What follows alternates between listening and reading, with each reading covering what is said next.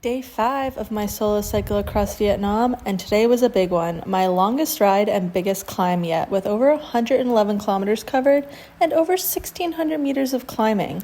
It's actually just crazy to me that a month ago I was scared I wouldn't be able to cycle 90 kilometers for my triathlon, and now we're doing this daily. Komoot took me down lots of tiny back roads through these little villages, which I did love, but I also had to hike my bike half the time, so once I finally saw pavement again, I was very excited. I left the town of Bao Lac this morning en route for the highest town in southern Vietnam, the mountainous town of Dalat. And I could not be more excited to be heading into the mountains. The temperatures are finally dropping, the air is crisp, and cycling these long distances is finally enjoyable. So I decided to stick to Google Maps for the rest of the day because climbing hills on pavement is a lot easier. Now, I'm used to friendly waves and honks from the locals, so I thought nothing of it when a truckload of men in bright orange jumpsuits drove by and were extra friendly. I just thought it was a truckload of monks until I looked over and saw I was cycling right next to a prison. So yeah, that was a cool part of my day.